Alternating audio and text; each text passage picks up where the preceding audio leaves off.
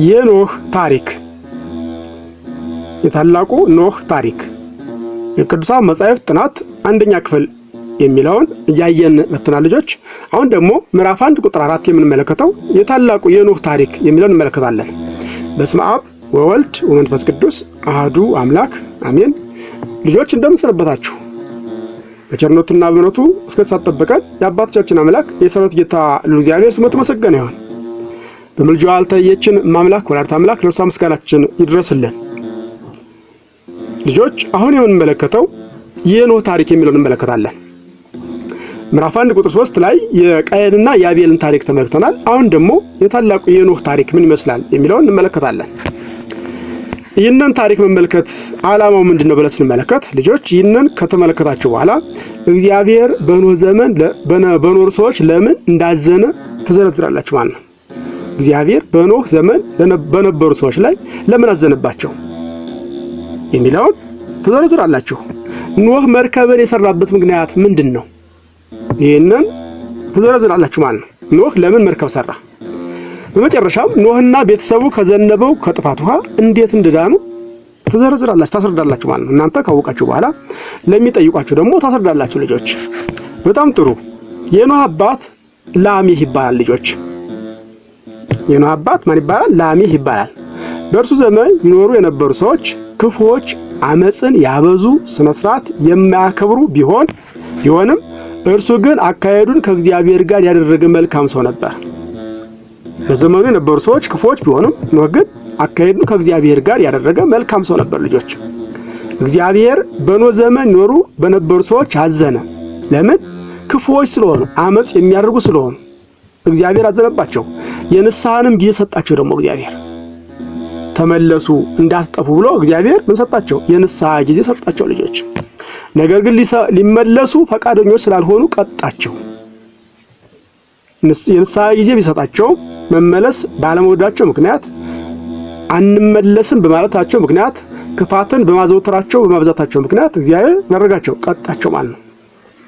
ከዕለት በአንድ ቀን እግዚአብሔር ኖህን ምን አለው? ከእነርሱ የተነሳ ምድር በግፍ ተሞልታለችና እኔ አጠፋቸዋለሁ፣ አንተ ግን የምትድንበትን መርከብ ከጎፈር እንጨት ስራ አለው። ኖህም እግዚአብሔር እንዳዘዘው መርከብ ሰራ ልጆች። አያችሁ? ከጎፈር እንጨት ምን ስራ? መርከብ ስራ አለው። ለምን? በአንተ ዘመን ያሉ ሰዎች እኔን አሳዝነውኛል። እንዲመለሱም የንስሐ ጊዜ በሰጣቸው ከኃጢአት እንዲመለሱ የንስሐ ጊዜ በሰጣቸው መመለስ እምቢ ስላሉ ለመመለስ ፈቃደኛ ስላልሆኑ እኔ አሁን ላጠፋቸው ስለፈለኩ አንተ ግን እንዳትጠፋ የመርከብን ከጎፈር እንጨት ስራ ብሎ እግዚአብሔር ኖህን አዘዘው ማለት ነው። ልጆች ኖህ ለምን መርከብ እንዲሰራ ታዘዘ? ጥሩ ጎበዝ ልጆች። ለምን? እግዚአብሔር በኖህ ዘመን ያሉትን ሰዎች ሊያጠፋቸው ስለፈለገ፣ ኖህ ግን መልካም አካሄድ ስላለው እግዚአብሔርን ስለሚፈራ እግዚአብሔርን ስለሚያከብር የእግዚአብሔርን ትእዛዝ ስለሚጠብቅ አብሮ እንዳይጠፋ የሚድንበት መርከብን እንዲሰራ እግዚአብሔር አዝዞታል ማለት ነው። ጥሩ ልጆች፣ የእግዚአብሔር ቁጣና ትእዛዝ ምንድን ነበር? ይህን እንመለከታለን። አሁን ደግሞ የእግዚአብሔር ቁጣና ምኑ ትእዛዙ ምን ነበር? እግዚአብሔር ክፉዎችን የሚቀጣበት ጊዜ ደረሰ። ኖህንም አንተና ቤተሰቦችህን ሁሉ ይዘህ ወደ መርከብ ግባ አለው። ከሚበሉ እንስሳት ሁሉ 7 ወንድና ሴት፣ ከማይበሉት እንስሳት ደግሞ 2 ተባይትና አንስት። ተባት ማለት ወንድ ማለት ነው ልጆች፣ አንስት ማለት ሴት ማለት ነው። ከሰማይ አዋፍትም ወንድና ሴት እያደረክ በምድር ላይ ለዘር ይቀሩ ዘንድ ለአንተ ትወስዳለህ አለው። ከመርከብ ውስጥ አስገባቸው አለው። ኖህም ባለቤቱን ሴም፣ ካም እና ያፌት የሚባሉ ልጆቹን የልጆቹን ሚስቶች እንዲሁም ከሁሉ እንስሳት ወንድና ሴት ይዞ ገባ።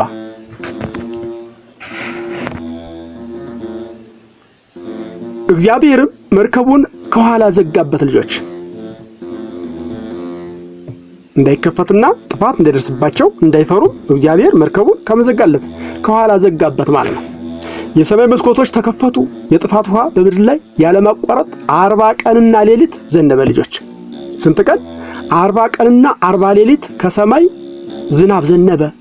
ምድር በሚያጠፋ ውሃ ተጥለቀለቀች። ክፉ ሰዎች ወደ ኖህ መርከብ መግባት አልቻሉም። ቤቶቻቸው በጎርፍ ፈራረሱ። ልጆች ምድር በውሃ ተሞላች፣ ተራሮች በውሃ ተሸፈኑ፣ አመፀኞች ሰጠሙ። ማንም ሸሽቶ ማምለጥ አልቻለም። የጥፋት ውሃ በቆመ ጊዜ የኖህ መርከብ በአራራት ተራራ ላይ አረፈች። ልጆች በማን ተራራ?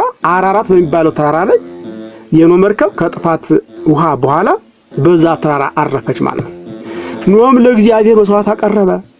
እግዚአብሔርም በሕያው ነፍስ መካከል ዳግመኛ በጥፋት ውሃ ምድርን ላያጠፋ ቃል ኪዳን አደረገለት። የስምምነቱን ምልክት ቀስተ ደመና ነበር። ልጆች አያችሁ፣ ቀስተ ደመና እግዚአብሔር ለኖህ የገባለት የቃል ኪዳን ምልክት ነው። ዳግመኛ ምድርን በንፍር ውሃ አላጠፋትም ብሎ ለኖህ ቃል ኪዳን የገባለት ቀስተ ደመና። ልጆች ደመና ሲኖር ቀስተ ደመና አይታችሁ ታውቃላችሁ? የማርያም መቀነት የሚባለው አይታችኋል? እስኪ ካያችሁ ለመምህራችሁ ንገሯቸው። በጣም ጥሩ ልጆች። ይህ የማርያም መቀነት የምንለው ቀስተ ደመና ኖህ ከጥፋት ውሃ በኋላ መስዋዕት ባቀረበ ጊዜ እግዚአብሔር አምላክ ዳግመኛ ምድርን በንፍር ውሃ አላጠፋትም ቃል ኪዳኔም ይሄ ነው ብሎ በሰማይ ደመና በነበረበት ሰዓት ወይም ባለበት ሰዓት እንዲታይ ቀስተ ደመናን ምልክት አድርጓል ማለት ልጆች። በጣም ጥሩ ልጆች። የመልመጃ ጥያቄዎች ይጠይቃችኋልና ትመልሳላችሁ። ጥያቄ ቁጥር 1 እግዚአብሔር በኖህ ዘመን የነበሩ ሰዎችን ለምን ተቆጣቸው? ለምን ነው ልጆች? እግዚአብሔርን ስለበደሉ ከትእዛዙም ስለራቁ እንዲመለሱም የንስሐ ጊዜ ቢሰጣቸው ንስሐ ባለመግባታቸው ምክንያት እግዚአብሔር በሰዎቹ አዝኖባቸዋል፣ እንዲሁም ደግሞ አጥፍቷቸዋል ማለት ነው። ጥያቄ ቁጥር 2 የጥፋት ውሃ ሲቆም የኖህ መርከብ ምን በሚባል ተራራ ላይ አረፈች?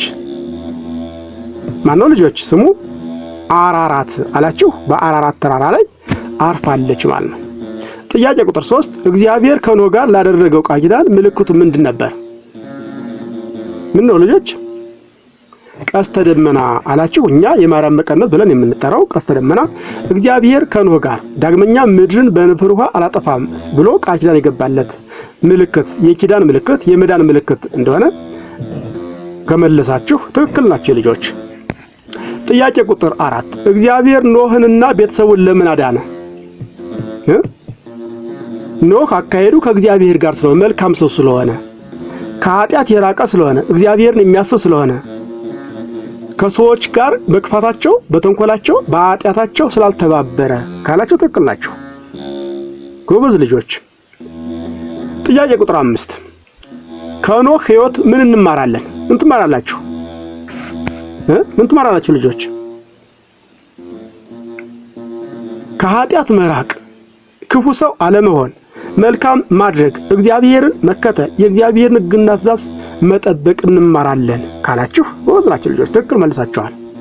ጥያቄ ቁጥር 6 የኖህ ልጆች ስማቸው ማን ማን ይባላል? ማን ይባላል ልጆች? ሴም፣ ካምና ያፌት ካላችሁ ትክክል ናችሁ። እነዚህ ሶስቱ የሴም ልጆች የኖህ ልጆች ስማቸው እንደሆነ ከመለሳችሁ በትክክል መልሳችሁ። ማን ማን አልኳችሁ? ሴም፣ ካምና ያፌት እንደሚባሉ ከላይ ባየነ መሰረት ይሄንን ከመለሳችሁ ትክክል መልሳችኋል። በጣም ጥሩ ልጆች። እንግዲህ እንደ እግዚአብሔር ቅዱስ ፈቃድ የኖህን ታሪክ በሚገባ ተመልክተናል። እግዚአብሔር ፈቅድና ቢረዳን በቀጣይ የምንመለከተው የባቢሎን ግንብ ምዕራፍ 1 ቁጥር 5 የባቢሎን ግንብ የሚለውን እንመለከታለን። እስከ ሰዓት በቸርነቱ ይጠብቀን፣ በቀጣይም በቸርነቱ የሚያርሰን የአባቶቻችን አምላክ የሰራዊት ጌታ ለእግዚአብሔር ስሙ የተመሰገነ ይሁን። እስከዚያው ድረስ ደህና ሰንብቱ ልጆች፣ ደህና ቆዩ።